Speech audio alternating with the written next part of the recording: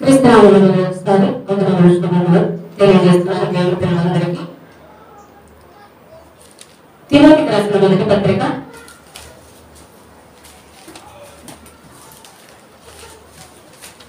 2వ అధ్యాయము 4వ వచనం.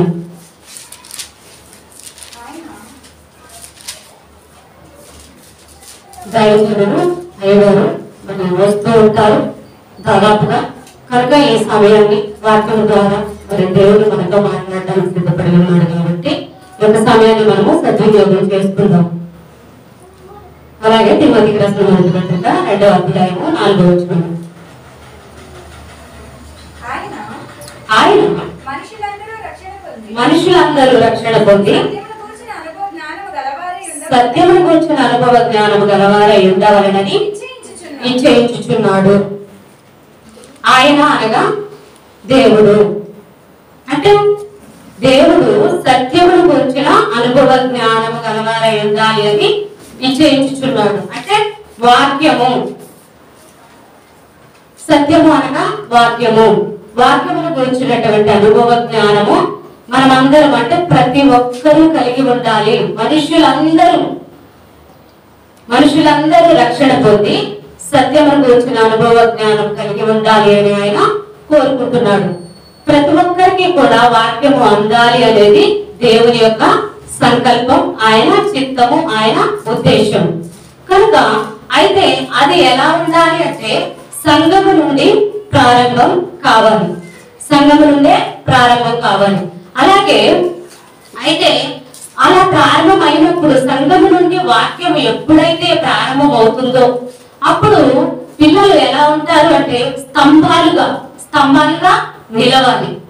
స్తంభాలుగా నిలవాలి అంటే వాక్యం, దేవుని వాక్యం వస్తున్నప్పుడల్లా అంటే సంఘానికి వస్తున్నప్పుడల్లా ఎలా ఉండాలి అంటే ఎవరికి వారే పోటీ మనస్తత్వం అనేది కలిగి ఉండాలి.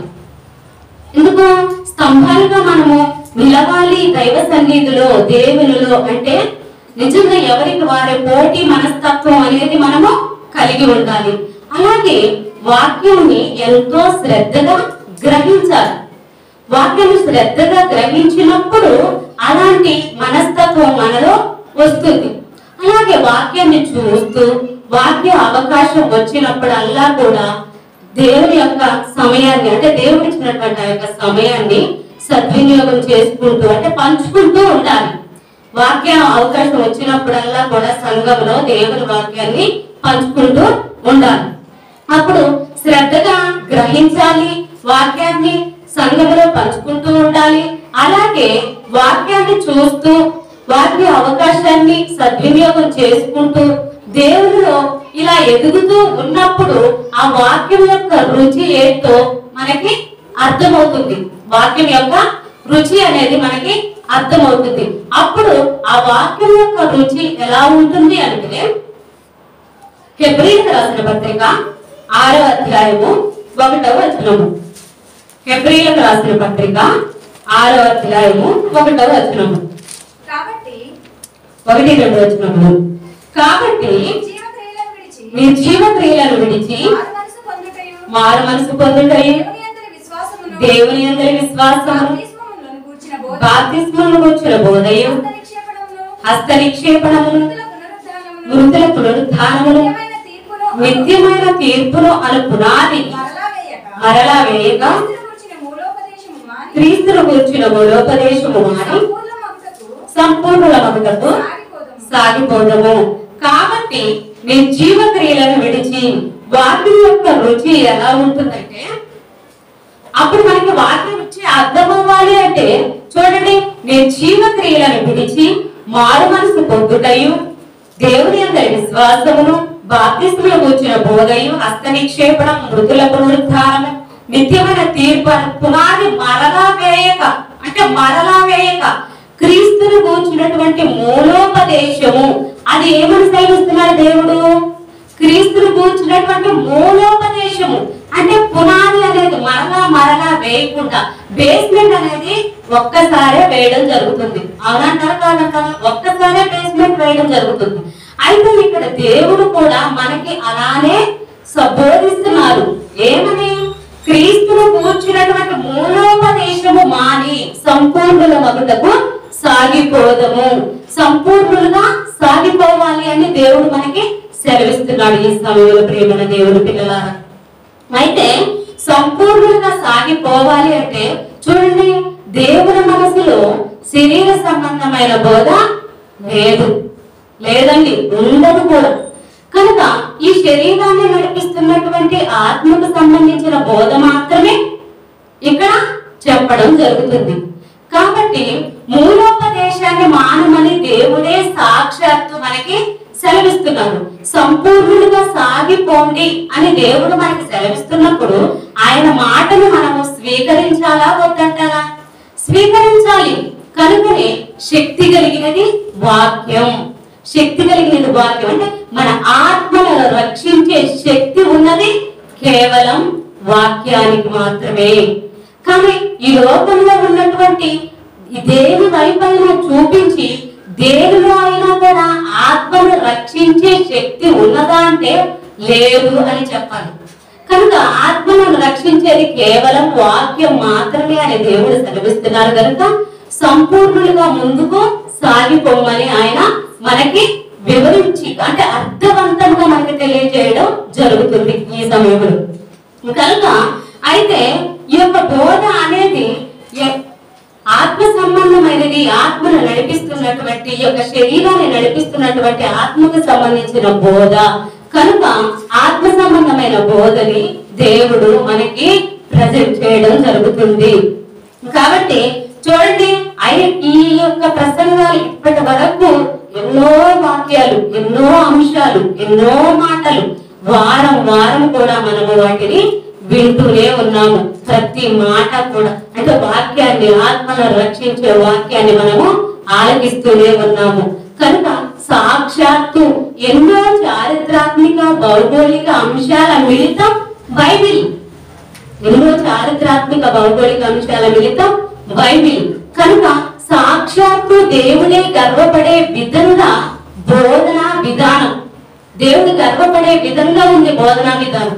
కాబట్టి దేవుని మనసు బోధ, కాబట్టి దేవుడే గర్వపడే విధంగా ఉన్నటువంటి ఈ యొక్క బోధనా విధానం ఎందుకు ఇంతటి అంటే బోధన ఇలా ప్రజెంట్ చేశారు అయ్యగారు, బోధన ఇలా ప్రజెంట్ చేశారు అనమాట. ఎలాగో చూడండి, తిమోతికి రాసిన 2వ పత్రిక 2వ అధ్యాయము 15వ వచనం. దేవుని ఎదుట యోగ్యునిగాను సిగ్గుపడనక్కరలేని పలువానిగాను సత్యవాక్యమును సరిగా ఉపదేశించువానిగాను నిన్ను నీవే దేవునికి కనబరుచుకొనుటకు జాగ్రత్త పడము. దేవుని ఎదుట యోగ్యునిగాను. కాబట్టి దేవుని యొక్క మాటలు మనకి అంటే దేవుని యొక్క వాక్యాన్ని ఉపదేశించాలి. వాక్య విభజన కానివ్వండి, వాక్యం యొక్క ఆలోచన యొక్క వాక్యం యొక్క భావం కానివ్వండి, వాక్యం యొక్క లోతైన ఆలోచన దృక్పథము కానివ్వండి, దేవుడు మెచ్చితేనే చేయగలం. దేవుడు మెచ్చితేనే చేయగలం. కాబట్టి దేవుని ఎదుట యోగ్యుడిగాను దేవుడు మెచ్చాలి అన్నమాట. ఈ యొక్క వాక్య భావం కానివ్వండి, ఈ యొక్క వాక్య ఆలోచన లోతైన ఆలోచన దృక్పథం కానివ్వండి, అంటే వాక్యము లోతైనది, వాక్యము సత్యమైనది, దూరముగాను బహు లోతుగాను ఉన్నది, దానిని పరిశీలన చేయగలవాడెవడు? కాబట్టి అంత లోతైన వాక్యాన్ని పరిశీలన చేయగలిగిన వారు ఎవరు అని దేవుడు ప్రశ్నించుచున్నారు.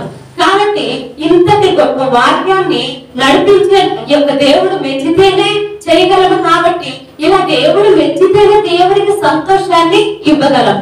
దేవుడికి సంతోషం, దెయ్యానికి ఉక్రోషం. 66 పుస్తకాలు కలిగినటువంటి యొక్క బైబిల్ మహాగ్రంథాన్ని, ఆ వాక్య భావం యొక్క ఆ సరళి, ఆ విశిష్టత, ఆ భావం, లోతైనటువంటి జ్ఞానం, ఆ మహా జ్ఞానాన్ని ఖచ్చితంగా అందించడానికి ఎల్లప్పుడూ కూడా దేవుని మనసు సిద్ధంగానే ఉన్నది, సిద్ధంగా ఉండి దేవుని మాటలను మనకి అందించుచున్నది. కాబట్టి దేవుని ఎదుట ఉపదేశించాలి. నిన్ను నీవే దేవునికి కనపరుచుకోను, నిన్ను నీవే కనపరుచుకోవటకు జాగ్రత్త పడము. అంటే దేవుని వాక్యాన్ని ఎప్పుడూ కూడా దేవుని మాటలలో ఉన్నటువంటి ఆ పరమార్థాన్ని గ్రహించే ఆ శక్తి గ్రహించే శక్తి, ఆ ఆలోచన, ఆ దృక్పథం కూడా మనము కలిగి ఉండాలి అని దేవుడు కోరుకుంటున్నాడు. ఎందుకంటే మూలోపదేశమైనటువంటి బోధలో మనల్ని ఉండొద్దు, సంపూర్ణులుగా సాగిపోవాలి అని దేవుడే సెలవిస్తున్నాడు. కనుక ఆ యొక్క సంపూర్ణులుగా సాగిపోవాలి అంటే వాక్యం యొక్క భావం, సారాంశం, వాక్య సారాంశము సత్యము. కాబట్టి వాక్య సారాంశము, వాక్య భావము, అలాగే కొంత అచ్చట కొంత ఇచ్చట ఉన్నటువంటి ఆ ఆజ్ఞ వెంబడి ఆ జ్ఞానాన్ని పరిశీలనాత్మకంగా తెలుసుకోవాలి అంటే యెహోవా గ్రంథములు పరిశీలించి చదువుకొనుడి. కాబట్టి ఆయన గ్రంథమును, ఆయన మాటలను పరిశీలనాత్మకంగా చదువుతున్నప్పుడు, గ్రహించినప్పుడు, తెలుసుకున్నప్పుడు, లోతైనటువంటి ఆ యొక్క దేవుని యొక్క వాక్య పరమార్థాన్ని మనం అందుకున్నప్పుడు మనలో, అందుకే చూడండి, దుష్టత్వమును పారద్రోలేది కేవలము, విర్రవీగుచున్న దుష్టత్వాన్ని పారద్రోలేది కేవలం వాక్యం మాత్రమే. కాబట్టి దుష్టత్వాన్ని, విర్రవీగుచున్న దుష్టత్వము ఉన్నది మాలో అని అంటే నిజంగా మనము ఒప్పుకుంటామా? ఒప్పుకోమండి. మనం లేదనే చెప్పుకుంటాము, నిజంగానే లేదని చెప్పుకుంటాము. కాబట్టి అది మన అంతరంగానికి, అంటే దేవుని ఆత్మ, దైవాత్మ నొందిన వారికి అది తెలుస్తుంది. కాబట్టి విర్రవీగుతున్నటువంటి దుష్టత్వం అనేది ఉన్నది అనేది దైవాత్మ నొందిన వారికి అది అర్థమవుతున్న, అంటే వాక్యము దేవునికి అర్థమవుతున్నప్పుడు, మనకి వాక్యము మన యొద్దకు వచ్చినప్పుడు, ఆ మాటల పరమార్థాన్ని మనం స్వీకరించినప్పుడు, గ్రహించినప్పుడు, అప్పుడు మనలో ఉన్న దుష్టత్వము వాక్యం అనే దండముతో పారద్రోలబడుచున్నది. కనుక అప్పుడు దెయ్యానికి ఉక్రోషం అన్నమాట. అంటే ఎప్పుడైతే మనలో వాక్యం నాటబడుతుందో దుష్టత్వం అనేది పారద్రోలబడుతుంది, దుష్టత్వము పోతుంది. అంటే అవివేక హృదయము, అంధకారమయమైనటువంటి హృదయము, అంధకార హృదయము పారద్రోలబడుతుంది, అవివేక హృదయము పోతుంది మనలో ఉండి.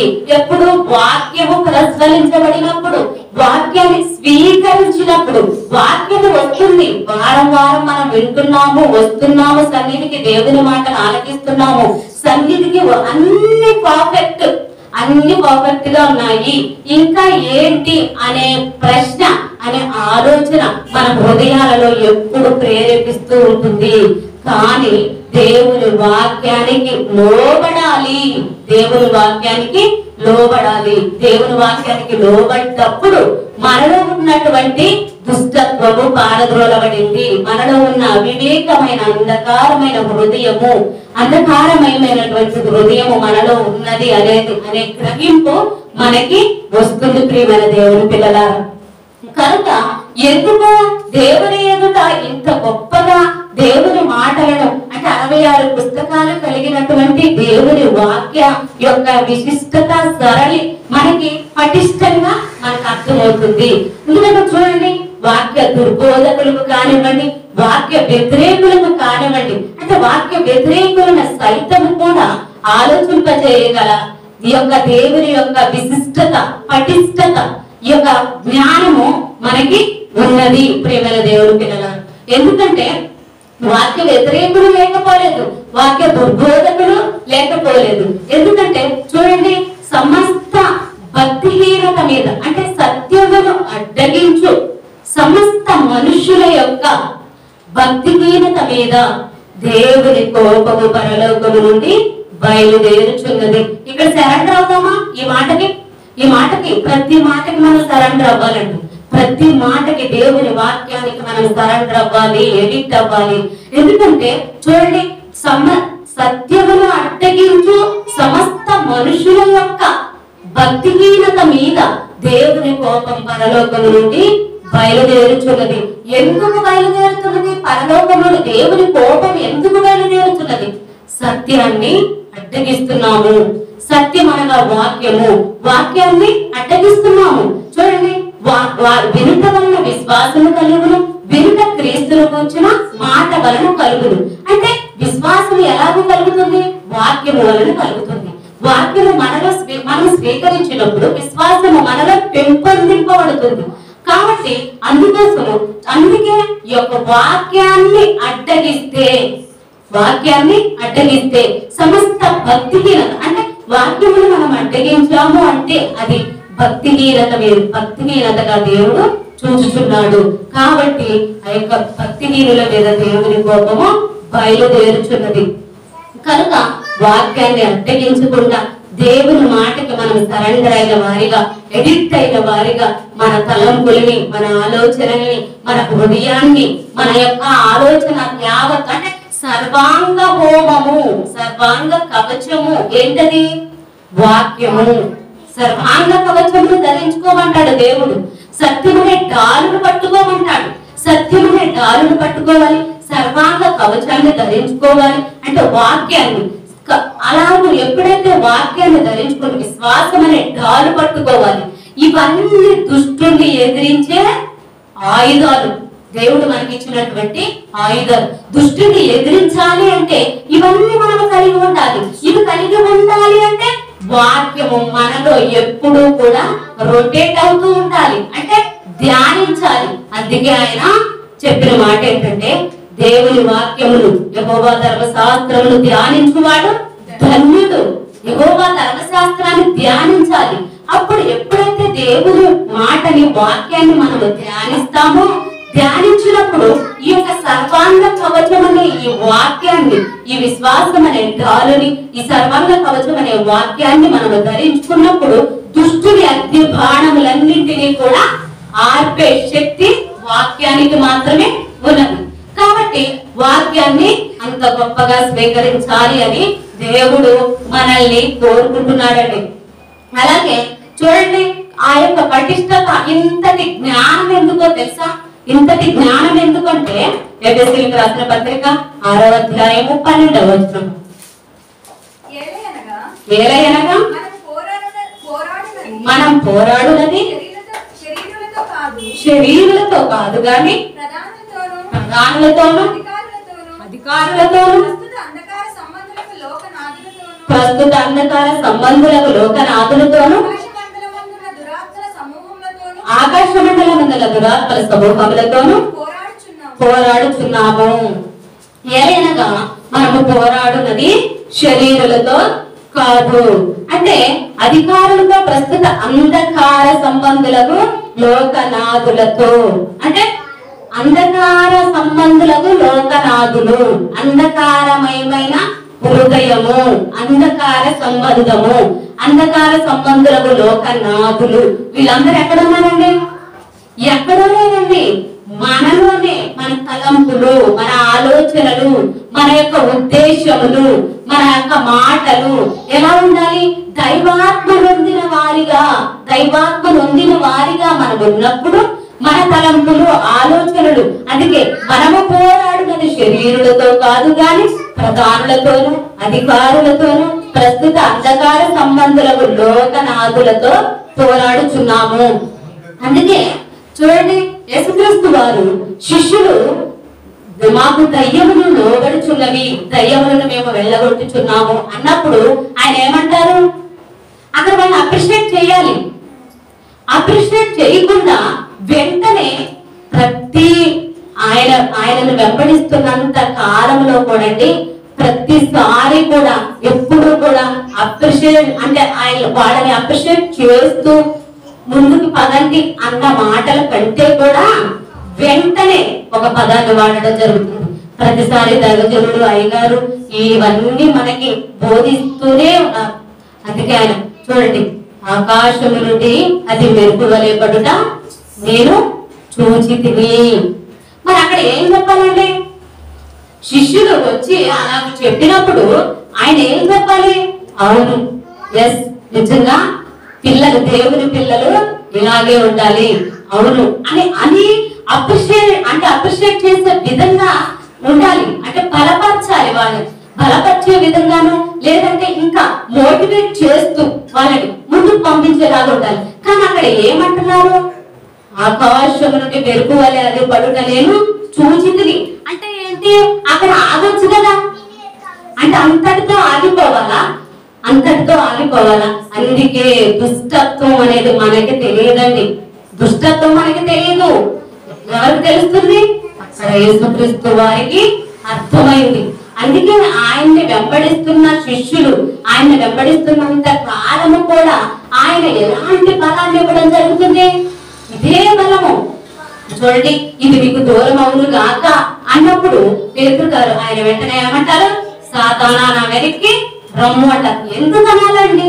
ఎందుకు అనాలి? అలాగే సాతానా నా వెనక్కి రమ్మని ఎందుకు అనాలి? అప్పుడు వెంటనే వాళ్ళు ఏమనుకోవాలి అంటే నన్ను సాతానుతో పోలుస్తున్నాడు అని వెనక్కి వెళ్ళడం. అంటే సంఘము నుండి ఆయనతో సహవాసం చేస్తున్నప్పుడు మాటలే సంఘం నుండి వెళ్ళిపోవడం జరుగుతుంది. ఇప్పుడు ఇది ఎలాగో తీసుకుందాము? దేవుని మాటని ఎలాగో తీసుకుందాము చెప్పండి ప్రియమైన దేవుని పిల్లలారా. కనుక దేవుని మనసు బోధని, అందుకే దేవుని మనసు బోధని ఇంత అప్రిషియేట్ ఎందుకు చేస్తున్నాము అంటే ఇక్కడ జ్ఞానం రావాలండి. ఆలోచింపచేసే బోధ, ఆలోచింపచేయాలి. మన మనస్సుల్ని, మన ఆత్మలను ఆలోచింపచేసే బోధ రేకెత్తించాలి, హృదయాన్ని ప్రేరేపించాలి, హృదయాన్ని గద్దించాలి. ఎందుకు? ఆయన ఏమంటారు? అందుకే భావము, వాక్య భావం ఏమిటో మీరు వెళ్ళి నేర్చుకోండి అంటారు. ఎందుకు అనాలి? వాక్య భావం ఏమిటో మీరు వెళ్ళి నేర్చుకోండి అని మళ్ళీ ఎందుకు అనాలి? ఆల్రెడీ వాళ్ళు బోధిస్తున్నారు కదా. బోధిస్తున్నప్పుడు అవును మీరు బోధిస్తున్నారు కరెక్ట్ గానే అని అక్కడ చెప్పకుండా ఎందుకు వాక్య భావం ఏమిటో మీరు వెళ్ళి నేర్చుకోండి అని ఎందుకు చెప్పాలి? ఎందుకంటే దుష్టత్వం అనేది, విర్రవీగుచున్న దుష్టత్వం అనేది మనకి తెలియదు. అంటే దేవునికి తెలుస్తుంది. కనుకనే క్షణము కూడా అపవాది సాతాను క్షణము కూడా వెనువెంటనే ఉంటాడు. కాబట్టి ఎక్కడో ఉండడు, వెనువెంటనే ఉంటాడు. చూడండి, రొట్టె ముక్క పుచ్చుకోగానే ప్రవేశించాడు లేదా? ప్రవేశించాడు. అలాగే ప్రవేశించాడు. కాబట్టి మాలో లేదు అని మనం అంటామా? మనం అనలేమండి. మనం ఏ పాటి వారము?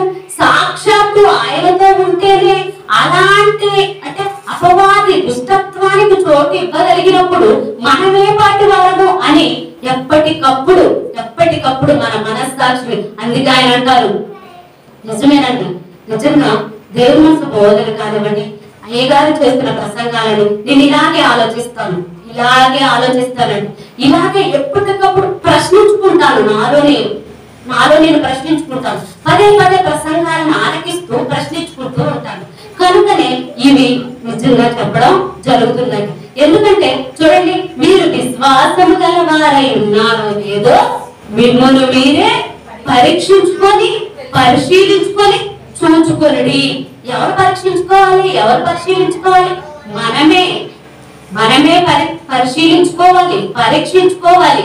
అప్పుడు మనకి అర్థమవుతుంది మనలో ఎంతటి జ్ఞానము. అంటే చూడండి, ఆత్మ అనేది మన ఆత్మకి వాక్యము అందినప్పుడు ఎంతటి శక్తి, ఆత్మీయ శక్తిని, ఆత్మీయ అభివృద్ధిని, ఆత్మీయ క్షేమాభివృద్ధిని మనము పొందుకుంటున్నాం అనేది మనకి అర్థమవుతుంది.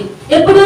వాక్యాన్ని మనము పరీక్షించుకున్నప్పుడు ఎవరికి వారే పరీక్షించుకోవాలి అని దేవుని వాక్యము సెలవిస్తుంది. కాబట్టి అందుకోసమే వాక్య భావం ఏమిటో మీరు వెళ్ళి నేర్చుకోండి అని ఆ చెప్పిన మాటను బట్టి చూడండి, వాళ్ళలో నిజంగానే అప్పుడు హెచ్చుతగ్గులు ఇలాంటి మనస్తత్వం కలిగి ఉందండి. కానీ తర్వాత ఇలాంటి మనస్తత్వం లేకుండా వారు ఎంతగానో దేవుని ఆయన యొక్క క్రీస్తు యొక్క మరణ సమాధి పునరుద్ధానము గురించి వారు బోధించడం జరిగింది. అంటే బహుశ్రమల వలన వారు పరీక్షించబడ్డారు.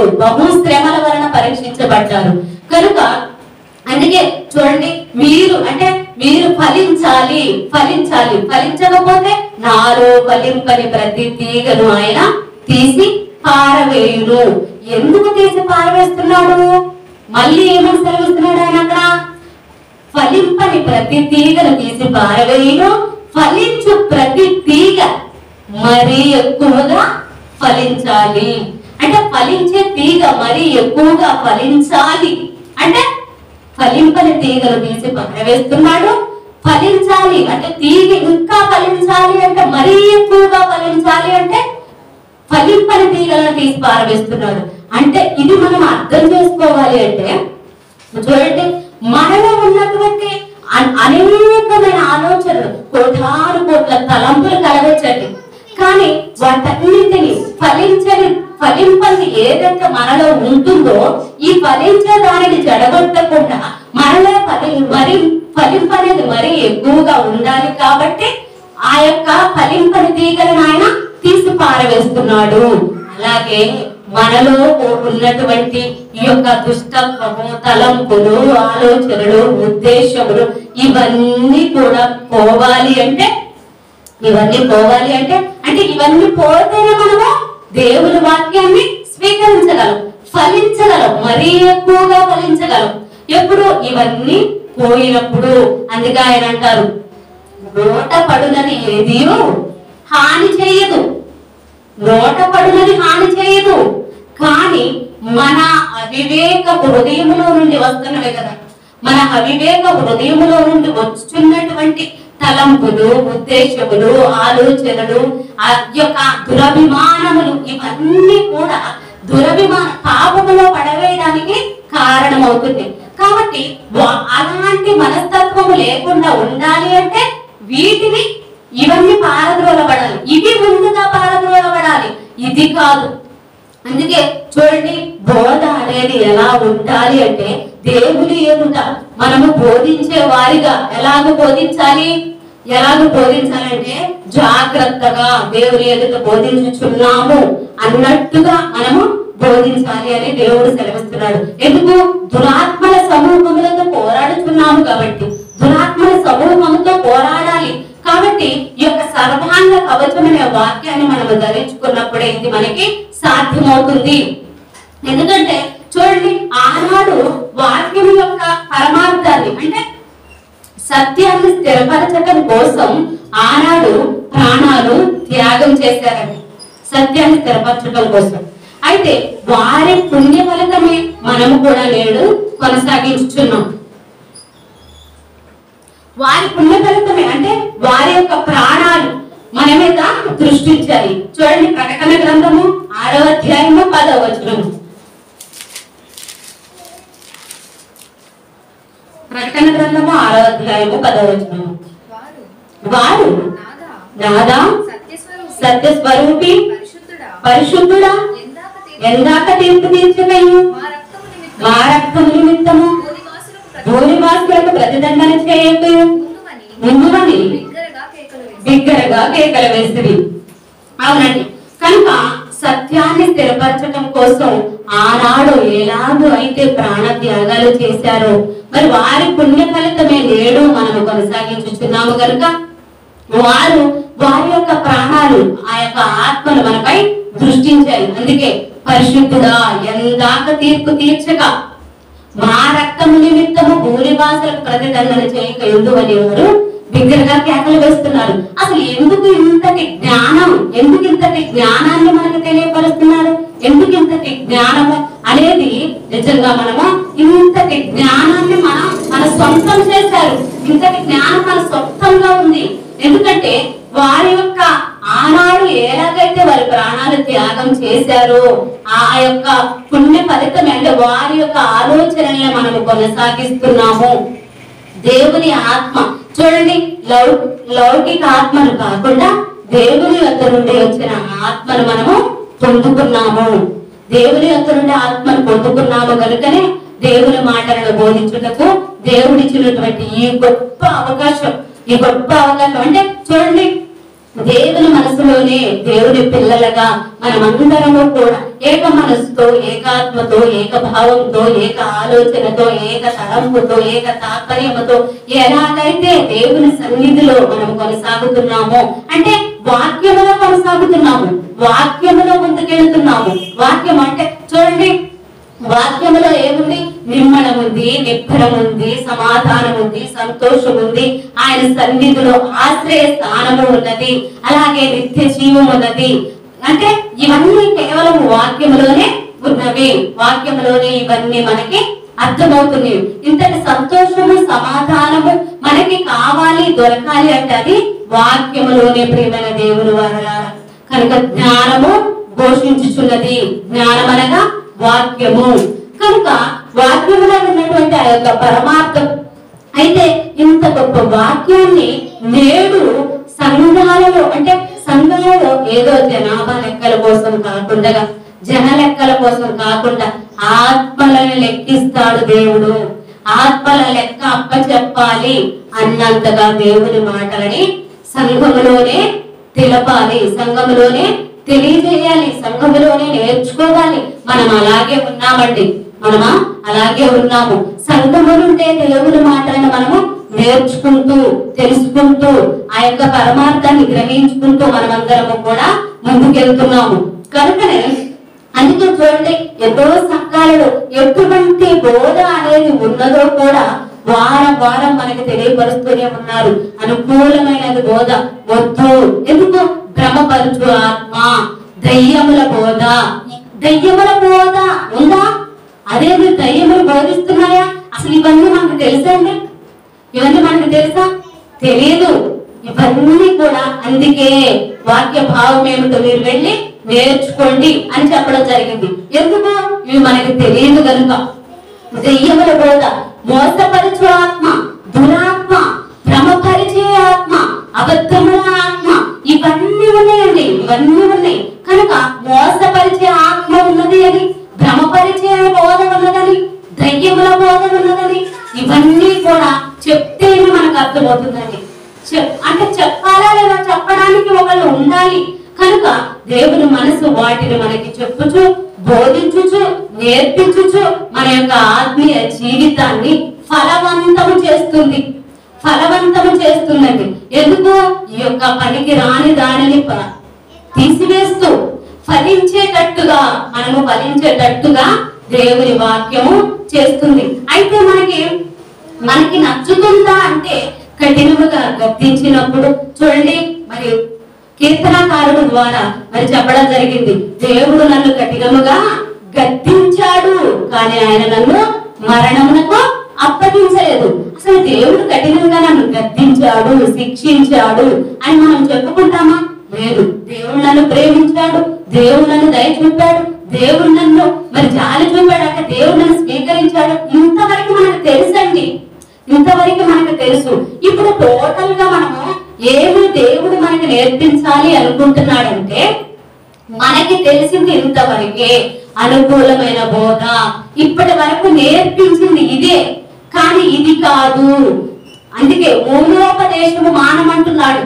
అంటే పునాది మరలా వేయక, అదే ఎబ్రీ పత్రికలో చెప్పబడినట్లుగా నిర్జీవ క్రియలను విడిచి మారు మనసు పొందుటయు, హస్త నిక్షేపణము, మృతుల పునరుత్థానము, నిత్యమైన తీర్పును పునాది మరలా వేయక, అంటే మరలా మరలా అదే పునాది వేయొద్దు అని మనకి సంపూర్ణంగా సాగిపోవాలి అని మనకి నేర్పిస్తున్నారు దేవుడు.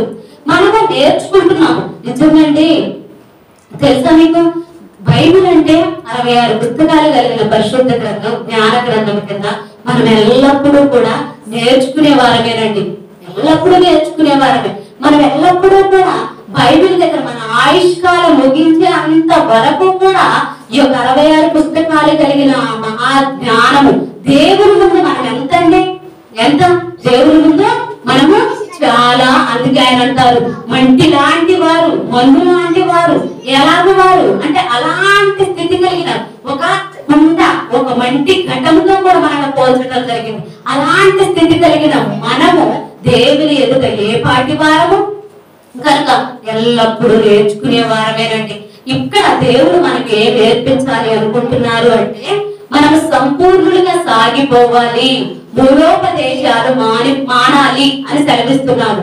కాబట్టి వారు మానవులు కల్పించిన పద్ధతులు దేవోపదేశములను బోధించుచు నన్ను వ్యర్థముగా ఆరాధించుచున్నారు. అంటే మానవులు కల్పించిన పద్ధతులతోనే ఆరాధన జరిగిస్తున్నారు తప్ప నన్ను వ్యర్థంగా ఆరాధిస్తున్నారు. మానవులు కల్పించిన పద్ధతులు అవి అని దేవుడు మరి సెలవిస్తున్నా కూడా మరి మార్చుకునే స్థితి అనేది మనలో ఉంటుందా అంటే మనకు ఉండదండి. ఎందుకంటే ఆ ఆలోచన, ఆ థాట్ అనేది మనం చేయలేము, అంతకి మనం ఎదగలేము. అలాగే ఎదగాలి అంటే నిజంగా అది చాలా చాలా మరి భయభక్తులతో కూడినటువంటిది. అందుకే ఆయన వాక్యం అనగానే అగ్ని, వాక్యం అంటే అగ్ని. అసలు అగ్నితో ఎవరైనా సహవాసం చేయగలరా? అగ్నితో సహవాసం చేయగలరా? చేయలేమండి. కానీ చెయ్యాలి. అగ్నితో సహవాసం చేయలేము, కానీ చెయ్యాలి. ఎందుకు నేను చెప్తున్నానంటే, దైవజనుడు వాక్యం చెప్పిన ప్రతిసారి అయ్యగారు నేను ఇలా డిస్కస్ చేస్తున్నప్పుడు, నేను ఇలా ఈ రోజు ప్రసంగాన్ని బట్టి మాట్లాడుతున్నప్పుడు, నిజంగా అండి వాక్యం అంటే అగ్ని, సహవాసం ఎవరు చేయగలరు కానీ చెయ్యరు అంటూ ఉంటారు. కాబట్టి ఆ యొక్క డిస్కస్ చేసిన మాటలని కొంత పంచుకోవడం జరుగుతుంది. కనుక అలాంటి అగ్ని లాంటి వాక్యంతో, అగ్ని లాంటి ఆయన రోషము గల దేవుడు, పౌరుషము గల దేవుడు.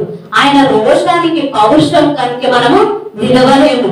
కాబట్టి అంతటి గొప్ప దేవుణ్ణి మనము పొందుకున్నాం. అందుకే ఆయన అంటాడు, ఆయన కోపము నిమిషం మాత్రమే, ఆయన కోపము నిమిషం మాత్రమే, కానీ ఆయన దయ ఆయుష్కాలం అంతా, ఆయన దయ ఆయుష్కాలం అంతా. ఎందుకంటే అండి మనం నేర్చుకుంటున్నాం దేవుని యొక్క సన్నిధికి ఎందుకు వస్తున్నాం? ఇంత పరుగున మన సమయముని హెచ్చిస్తూ మనము దేవుని మాటలను ఆలకించడానికి ఇంత గొప్పగా ఆ సంతోషంతో మరలా ఎలా వస్తామంటే దేవుని సన్నిధికి చాలా సంతోషముతో, ఆనందముతో, చాలా ఆత్మ అంటే ఒక స్పిరిచువాలిటీ మన హృదయాలలో ఉప్పొంగుతుంటుంది. అంటే దేవుని సన్నిధికి వెళ్ళాలి, పరిగెత్తాలి. ఆ ఆనందాన్ని, ఆ యొక్క సంతోషాన్ని మనం ఎల్లప్పుడూ కూడా పొందుకుంటూ మన హృదయాలను తలపోసుకుంటూ ఆయన సన్నిధికి పరుగున వస్తూ ఉంటాము. కాబట్టి అలాంటి స్థితి మనం ఎందుకు కలిగి ఉన్నాము? ఇదే ప్రేమ దేవుని వల్ల. ఆయన కోపము నిమిషం మాత్రమే, కానీ ఆయన దయ ఆయుష్కాలం అంతయు ఉంటుంది. కాబట్టి దేవుని యొక్క ప్రేమని మనము అస్సలు ఎస్టిమేట్ చేయలేము. ఆయన అంత గొప్ప దేవుడు, ఆయన ప్రేమించే దేవుడు కాదనట్లేదండి. కానీ తండ్రి యొక్క మనం ఉంటామో పిల్లలుగా, దేవుడు కూడా కన్న తండ్రి కూడా ఈ యొక్క లోకాన్ని కలిగించినటువంటి దేవుడు, దేవాది దేవుడు. ప్రపంచములే ఆయన మాట వలన కలిగినవి, దేవుని వాక్యము లేకుండా ఏదియో కలగలేదు. కాబట్టి ఆయన మాటతో ఈ లోకము కలిగింది. అంతటి శక్తి మంతుడికి ఒక బలహీనత ఏంటది? మనమేనండి, మనమే. బలహీనత అనగానే అది మళ్ళీ వేరేలాగా ఆలోచించకూడదండి. ప్రేమ,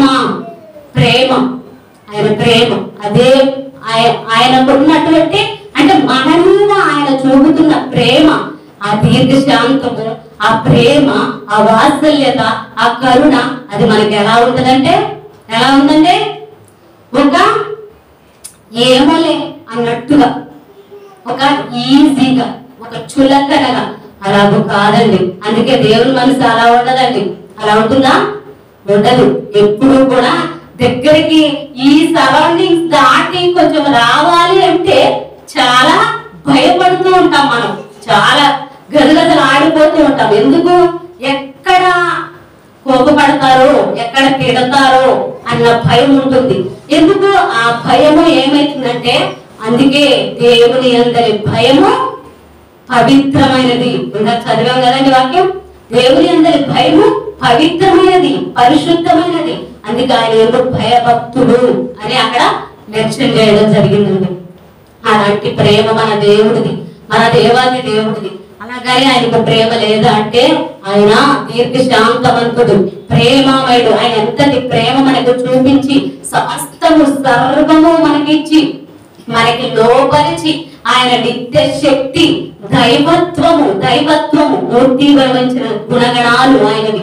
అంత గొప్ప దేవుడండి మన దేవుడు. అయితే కొన్ని లక్షణములు, అంటే మనలో ఉన్నటువంటి ఈ భక్తిహీనత, అవివేక హృదయము, అంధకార హృదయము, మన తలంపులు, ఆలోచనలు, ఇవన్నీ ఎప్పుడైతే అంటే స్వాభావికంగా మరి మూఢత్వం అనేది ధరించుకుంటున్నాడు పుట్టుకతో. అంటే పుట్టినప్పుడు ఈ యొక్క స్వాభావికంగా ఈ లోకంలో వీటన్నిటిని ధరించుకుంటున్నాడు. కనుకనే దేవుని యొక్క మాటలతో శిక్షా దండము వాటిని పారద్రోలును. శిక్షా దండము, ఈ శిక్షా దండం అనేది, ఈ కోపము, ఈ గద్దింపు, ఈ ఆలోచన ఎప్పుడైతే వీటన్నిటిని కూడా పారద్రోలబడుతుంది మనలో, కనుక మనము స్వీకరించాలి ప్రియమైన దేవుని పిల్లలారా. అలాగే ఎఫెసీయులకు రాసిన పత్రిక 3వ అధ్యాయము 8, 11 వచనంలో 11.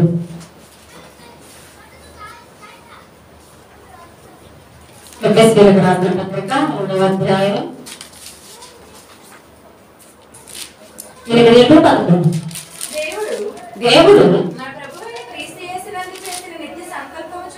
మన ప్రభువైన క్రీస్తు యేసునందు చేసిన నిత్య సంకల్పము చొప్పున పరలోకములో ప్రధానులకు అధికారులకు సంఘము ద్వారా తన యొక్క నానా విధమైన జ్ఞానము ఇప్పుడు తెలియబడవాలని ఉద్దేశించి శోధింప శక్యము కాని క్రీస్తు ఐశ్వర్యమును అన్యజనులలో ప్రకటించుటకును సమస్తమును సృష్టించిన దేవుని యందు పూర్వకాలము నుండి మరుగై ఉన్న ఆ మర్మమును గూర్చిన ఏర్పాటు ఎట్టిదో అందరికీ తేటపరచుటకును పరిశుద్ధులందరిలో అత్యల్పుడనైన నాకు ఈ కృప అనుగ్రహించెను. నిజంగా ప్రేమల దేవుడు వారులారా, కనుక సంఘము అంటే ఆత్మల లెక్క కోసము సంఘములో వాక్యము వెలువడాలి. అంటే ఒక ఆత్మని రక్షించుటకు, ఆత్మని దేవునికి అప్పగించుటకు వాక్యము వెలువడాలి. కనుక దేవుని మనసులో ఆత్మని రక్షించటానికి వాక్యము వెలువడుతుంది. అందుకే దేవుడు మన ప్రభు అయిన క్రీస్తు యేసునందు చేసిన నిత్య సంకల్పము చొప్పున పరలోకములో ప్రధానులకును అధికారులకును సంఘము ద్వారా తన యొక్క నానా విధమైన జ్ఞానము ఇప్పుడు తెలియబడవలని ఉద్దేశించి శోధింప శక్యము కాని క్రీస్తు ఐశ్వర్యమును అన్యజనులలో ప్రకటించుటకు సమస్తమును సృష్టించిన దేవుని యందు పూర్వకాలం నుండి మరుగైన ఆ మర్మమును గురించిన ఏర్పాటు ఎట్టిదో అందరికీ తేటపరచుటకును పరిశుద్ధులందరిలో అత్యల్పుడనైన నాకు ఈ కృప అనుగ్రహించెను. ఎవరు సెలవిస్తున్నారంటే పౌలు గారు, పరిశుద్ధుడైన అపోస్తలుడైన పౌలు. అంటే దేవుని యొక్క జ్ఞానాన్ని నానా కోణాల్లో ప్రెజెంట్ చేయగల సత్తా దేవుని మనసుకి ఉంది. పౌలు, దట్ ఈస్ పౌలు. నిజంగాండి. అందుకే ఆ నానా విధమైన జ్ఞానము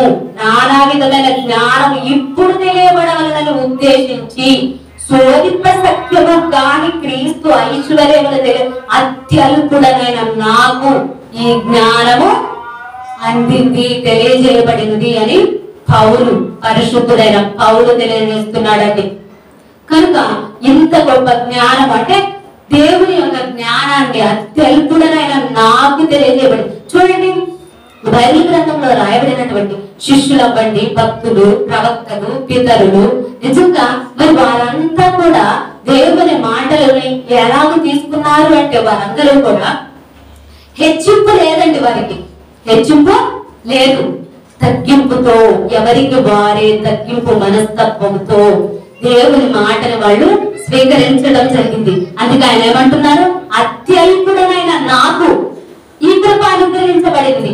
అత్యల్పుడన నేను ఏ పాటి వాడను అంటున్నారు. నిజంగా అందుకే శిష్యులవనివ్వండి, అపోస్తలులవనివ్వండి, భక్తులు, ప్రవక్తలు, పితరులు వీరంతా కూడా దేవుని యొద్దకు అంటే దేవుని మాట యొద్దకు వచ్చేసరికి వారి యొక్క ఆలోచన యావత్తు ఎలాగున్నదంటే అత్యల్పుడను నేను ఏ పాటి వాడను అంటూ వారు వారి యొక్క స్థితిని తగ్గించుకుంటూ క్రీస్తుని హెచ్చిస్తున్నారు. ఎందుకు? క్రీస్తు ఆయనే మార్గము, జీవము, సత్యము. కనుక క్రీస్తుని హెచ్చిస్తున్నారు, దేవుని వాక్యాన్ని హెచ్చిస్తున్నారు, దేవుని మాటని హెచ్చిస్తున్నారు. కనుక దేవుని మాటని ముందు పెడుతూ, అందుకే ఆయన అంటారు పౌలెవడు అంటే అందరూ కూడా దేవుని పిల్లలమేనా? పేతురెవరు? ఎవరు శిష్యులు? ఎవరు? ఇదంతా ఎవరు? అపోస్తలులు ఎవరు? ప్రాణం పెట్టింది ఎవరు? క్రీస్తు. ఆయన వేసిన పునాది మీద మనమందరము కట్టబడుచున్నాము. ఆయన వేసిన పునాది ఇది. ఆయన రక్తము చిందించాడు, ఆయన తన శరీరమును నలకొట్టుకున్నాడు, ఆయన ప్రాణాన్ని పెట్టాడు. ఆయన పునాది మీద మనము కట్టబడుతున్నాము. కనుక మార్గం, జీవం, సత్యము ఆయనే క్రీస్తు. కనుక ఆయన కూడా, పౌలు కూడా, పరిశుద్ధుడైన పౌలు కూడా అలాగే పలకడం జరుగుతుందండి.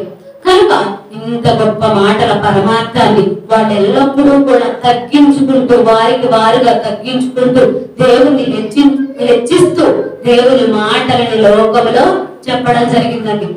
లోకంలో ఉన్న స్థితిని బట్టి వారు ఏమంటారంటే, అయ్యలారా మేము మీ మాట వినుట న్యాయమా, దేవుని మాట వినుట న్యాయమా అని అంటారు వాళ్ళు. శిష్యులు అపోస్తలులు మేము మీ మాట వినుట న్యాయమా, దేవుని మాట వినుట న్యాయమా? మేము దేవుని మాటే వింటాము, దేవుని మాటను బట్టే బోధిస్తాము. దేవుని మాటలో ఉన్న పరమార్థాన్ని మేము చెప్పకుండా ఉండలేము, మేము చెప్పకుండా ఉండలేము అంటే దేవుని మాటని చెప్పకుండా ఉండలేము అంటే అంత గొప్పగా దేవుని వాక్యాన్ని వారు పట్టుకున్నారు. దేవుని వాక్యాన్ని వారు పట్టుకున్నారు కనుకనే హతసాక్షులుగా వారి ప్రాణాలు హతసాక్షులయ్యారు క్రీస్తు కొరకు, దేవుని కొరకు, దేవుని మాట కొరకు, దేవుని ఆలోచన కొరకు. అలాగూ ఈ రోజున ఎన్నో శ్రమలు, కష్టాలు, బాధలు, ఇరుకులు, ఇబ్బందులు ఎన్నైనా కూడా ఇవన్నీ కూడా మనము అందుకే వాటన్నిటినీ మనం అంటే ప్రస్తుతమందు ఈ లోకమందు సమస్త శిక్షయు దుఃఖకరముగా కనబడనే గాని సంతోషము ఏమాత్రము ఉండదు. అంటే ప్రస్తుతమందు సమస్త శిక్ష దుఃఖకరముగానే ఉన్నది. అయితే ఎప్పుడైతే మనము వాటి యందు అభ్యాసం చేస్తాము, అభ్యసించినప్పుడు అది మనకు నీతి అనే సమాధానకరమైన ఫలమిచ్చును.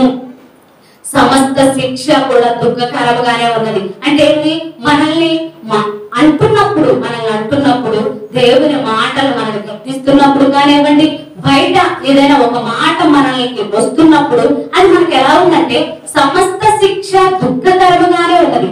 సమస్త శిక్షయు దుఃఖకరముగా ఉన్నది. అది మనకు సంతోషం లేదు, మనకు సంతోషమే లేదండి, దుఃఖమే. కానీ దాని యందు అభ్యసించినప్పుడు, దాని యందు అభ్యాసం కలిగి ఉన్నప్పుడు, అభ్యాసము అంటే మేక్స్ మ్యాన్స్ పర్ఫెక్ట్ అంటారు. అలాగే అభ్యాసం కలిగి ఉన్నప్పుడు నీతి అనే సమాధానకరమైన ఫలమిచ్చును. నీతి అనే సమాధానకరమైన ఫలము మనము పొందుకోవాలి అంటే అభ్యాసం అనేది మనకి ఉండాలి అని సెలవిస్తున్నాడండి. కాబట్టి నిజంగా ఈ రోజున వీరు నిలవబడిన విధానము అంటే సన్నిధిలో వీరంతా కూడా నిలవబడిన విధానము నిజంగా దేవునికి సంతోషం అండి, నిజంగా సంతోషము. ఎందుకు? ఎన్నో శ్రమలు, ఎన్నో మరి మన యొక్క ఇబ్బందులు, బాధలు ఎన్ని అయినప్పటికీ, ఎన్ని వచ్చినా కూడా చూడండి ప్రతి మాటకి అంటే దేవుని వాక్యాన్ని, దేవుని మాటని మనము సాదృశ్యం చేసుకొని ముందుకు వెళ్ళాలి. అదే సంపూర్ణంగా సాగిపోవటం అంటే దేవుని మాటని సాదృశ్యం చేసుకొని మనం ముందుకెళ్ళినప్పుడు మనకి అభ్యాసం అనేది మనము కలిగి ఉంటుంది మన ఆత్మ. అలాగే కలిగి ఉన్నప్పుడు మనము ముందుకు వెళ్ళడానికి అవకాశం ఉంటుంది. అంటే నీతి అనే సమాధానకరమైన ఫలము మనం పొందుకోవడానికి ఛాన్స్ ఉంటుంది ఎప్పుడు వీటన్నిటిని. అందుకే చూడండి యేసుక్రీస్తు వారికే ఇవన్నీ కలిగినప్పుడు మనం ఎంత అనుకుంటున్నాము. అందుకే ఆయన అంటారు మీకు ఓర్పు అవసరమై ఉన్నది, ఓర్వి అవసరమై ఉన్నది. వారంటే నిజంగా అందుకే 66 పుస్తకాలు కలిగిన పరిశుద్ధ జ్ఞాన గ్రంథములో వారంతా కూడా హతసాక్షులుగా రాయబడ్డారు, హతసాక్షులుగా లిఖించబడ్డారు. అంటే ఈ యొక్క పరదేశులు అంటే పరలోకములు ఈ యొక్క పరిశుద్ధ గ్రంథములో పుస్తకము చుట్టలో వారంతా రాయబడ్డారు. అంటే ఎందుకు? వారిలో ఓర్పు, ప్రతిది నిరీక్షణ, విశ్వాసము, ఓర్పు, నమ్మకము, సమస్తము అన్ని ప్రతిదీ కూడా వారు కలిగి ఉన్నారు కనుకనే అలాగే మనము కూడా ఆయన అంటారు. అందుకే ప్రధాన యాజకుడైన క్రీస్తు మనకి మన ముందుండగా, మన ముందు ఆయన ఉన్నారు. ప్రధాన యాజకుడైన క్రీస్తు మన ముందు ఉన్నప్పుడు మనకి ఓర్వి అవసరమై ఉన్నది. ఓర్పు, సహనము, ఈ యొక్క విశ్వాసానికి ఇవన్నీ కూడా ప్రతీకలు. వాటిని ఎప్పుడైతే మనము పొందుకుంటామో, కలిగి ఉంటామో, ధరించుకుంటామో అప్పుడే మనము సాధించగలము. నీతి అనే ఫలాన్ని మనము పొందుకోగలము. అందుకే నిజంగా చూడండి మీరంతా ఈ యొక్క సన్నిధిలో ఇంత గొప్ప మాటలలో, ఇంత గొప్ప సత్య వాక్యములో నిలవబడ్డారు అంటే నిజంగా దేవునికి గర్వకారణం, సంతోషం. ఎందుకంటే ఇంకా అనేకులకు బాధ్యతగా వాక్యాన్ని అందించే మనసు, ఇంకా అనేకులకు వాక్యాన్ని అందించే మనస్సుని మరి సంఘ బిడ్డలుగా, దేవుని మనసు బిడ్డలుగా, సంఘ బిడ్డలుగా అలవర్చుకోవాలి. ప్రియమైన దేవుని బిడ్డలారా, దేవుని బిడ్డలారా, దేవుని యొక్క అంటే వాక్యాన్ని అనేకులకు అందించే మనస్సుని మనము అలవర్చుకోవాలి. అలాగే చూడండి, ఆ యొక్క ఆత్మల వేటలో ఒక వేటగాడి మనస్సుని మనము డెవలప్ చేసుకోవాలి. ఆత్మల వేటలో వేటగాడి మనస్సుని డెవలప్ చేసుకోవాలి. అంటే ఒక ఆత్మని మనల్ని బట్టి ఇంకా అనేకులు సంఘానికి రావాలి, మన ద్వారా ఇంకా కొన్ని కుటుంబాలు దేవుని సన్నిధికి రావాలి, దేవుని మాటల్లో ఉండాలి, దేవుని వాక్యాన్ని స్వీకరించాలి. అంటే మన ద్వారా కొన్ని కుటుంబాల దేవుని సన్నిధికి నడిపించాలి. మనమే బాధ్యత తీసుకోవాలి. ఒక ఆత్మల వేటలో వేటగాడి మనస్సుని ఎలాగైతే ఉందో అలాగే మనము కూడా డెవలప్ చేసుకోవాలి అని దేవుడు సెలవిస్తున్నాడండి. అలాగే ఇక మరి మనల్ని బట్టి, మిమ్మల్ని బట్టి కొన్ని ఆత్మలు కూడా సంఘంలోనికి రావాలి. అప్పుడు దేవుని మాట అంటే వారికి కావలసినటువంటి వాక్యం అంటే మేత అంటే వాక్యము, ఆ వాక్యము నిజంగా వారికి కావలసినటువంటి వాక్యం ఇక్కడే దొరుకుతుంది. ఎందుకు కొన్ని ఆత్మలను నడిపించుకు రాగలిగాము అంటే వారికి కావలసిన వాక్యం, ఆ వాక్యము దేవుని మనసు నుండి ఖచ్చితంగా అందుతుంది, దొరుకుతుంది. కనుక ఇంత గొప్పగా అంటే ఈ యొక్క సంఘము, దేవుని మనసు సంఘము సాక్షాత్తు దేవుడే ప్రసాదించిన సంఘం అండి. దేవుడు ప్రసాదించిన సంఘము, సంఘ బిడ్డలము. కనుక ఇంతటి గొప్ప స్థితి మనం అందరము పొందుకోవాలి అని దేవుడు మనల్ని కోరుకుంటున్నారండి. అలాగే దేవునిలో ఎదిగే విధానం కానివ్వండి, ఫలించే విధానం, వాక్యం చెప్పడంలోను, రావడంలోను, ఆసక్తిలోను, వినడంలోను, గ్రహించడంలోను, దేవుని మాటల యొక్క అనేకులకు అందించడంలోను, మరికొందరికి చెప్పడంలోను, దేవుని మాటలని ఇంకొందరికి కొన్ని కుటుంబాలకి వెలిగించే వారిగా. అంటే చూడండి, మేలైనది చేయనెరిగియో అలాగు చేయని వానికి పాపము కలుగును. మేలు అనగా వాక్యము. అంటే ఇంత గొప్ప వాక్యాన్ని ఒక కుటుంబానికి అందించాలి అంటే, అందించాము అంటే అది మేలు, అది మేలు. ఆ మేలు అనేది మనము చేయగలిగితే ఆజ్ఞ అతిక్రమమే పాపము. కాబట్టి ఆ మేలు అనేది మనము చేస్తే అది ఆజ్ఞ పాటింపుగా, అంటే మరొక కుటుంబము, మరి ఒక ఆత్మ దేవుని సన్నిధికి తీసుకురాగలిగాము అంటే అది మేలు.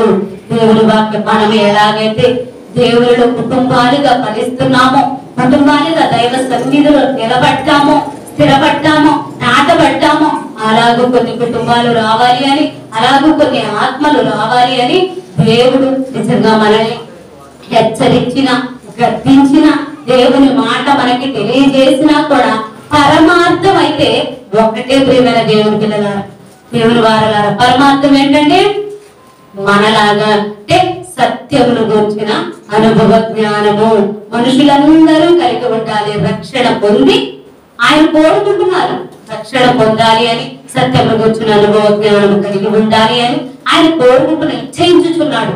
కాబట్టి ఆయన పరమార్థం ఏంటంటే మనం ఎలాగైతే ఇంత గొప్ప వాక్యానికి మనము డెవలప్ అయ్యాము, మనకు వాక్యం అవునంటారా కాదంటారా? దేవుని సన్నిధిలో మనం డెవలప్ అయ్యామా, లేదంటే ఎప్పుడు ఇలా డిక్రీజ్ అంటే ఇంక్రీజ్ అవుతున్నామా, లేదంటే వెనక్కి వెళ్తున్నామా, ముందుకు వెళ్తున్నామా, సంపూర్ణంగా సాగిపోతున్నామా? మనం సంపూర్ణంగానే సాగిపోతున్నాం. ప్రేమల దేవుని వారలారా, దేవుని పిల్లలారా, వాక్యాన్ని బట్టి ఎప్పటికప్పుడు మనము మన ఆత్మ ఫలింపుని గ్రహించుకుంటే సంపూర్ణంగా మనం సాగిపోతున్నాము. కనుక ఇంకా అనేకులని కూడా దేవుని సన్నిధిలో నడిపించాలి అని, వారి ఆత్మలకు కూడా ఎంత గొప్ప వాక్యం అందాలి అని, అంటే ఆత్మని రక్షించాలి శక్తి కలిగిన వాక్యంతో అని దేవుడు మన పట్ల కోరుకుంటున్నాడండి. మన పట్ల కోరుకునేది కేవలము దేవుడు ఒకటే అండి. మనము ఫలించాలి, మన కుటుంబం ఫలించాలి, మనతో పాటు కొన్ని ఆత్మలు రావాలి, కొన్ని కుటుంబాలు రావాలి, కొన్ని కుటుంబాలు కూడా వాక్యాన్ని స్వీకరించేలాగా, ఫలించేలాగా, సన్నిధిలో అంటుకట్టబడేలాగా, నాటబడేలాగా మనము డెవలప్ కావాలి అని ఆయన కోరుకుంటున్నాడండి ఈ సమయంలో. కనుక దేవుడే సాక్షాత్తు ఈ సంఘాన్ని మనకి అందించిన, ప్రసాదించిన సంఘము ఏదైతే ఉన్నది అంటే అది దేవుని మనసు సంఘము. దేవుని మనసు సంఘ బిడ్డలుగా, దేవుని మనసు పిల్లలుగా నిజంగా మరి మీ అందరినీ కూడా మరి అప్రిషియేట్ చేస్తూ, మరి రాలేకపోయిన పిల్లలు కూడా ఇంకా ఎందరో ఉన్నారు కనుక వారు మరి మనందరము కూడా ఇలాగూ ఏక మనసుతో, ఏక ఆత్మతో, ఏక తలంపుతో ఇంత గొప్ప మరి ఒక కుటుంబముగా దేవుని సన్నిధిలో మనమంతా వర్ధిల్లుతున్నాము. కాబట్టి సంఘ బిడ్డలుగా మనమందరము చాలా సంపూర్ణంగా సాగిపోతున్నాము అని నేనైతే సంతోషిస్తున్నాను, హర్షిస్తున్నాను. గొప్పగా దేవునిలో నిజంగా ఇంత గొప్ప కృపని మనం అందరం పొందుతున్నాము, మనము ధన్యులము అని సంఘ బిడ్డలుగా దేవుని సంఘ బిడ్డలందరినీ అప్రిషియేట్ చేస్తూ మరి యొక్క సమయాన్ని బట్టి ప్రార్థించుకుందాం.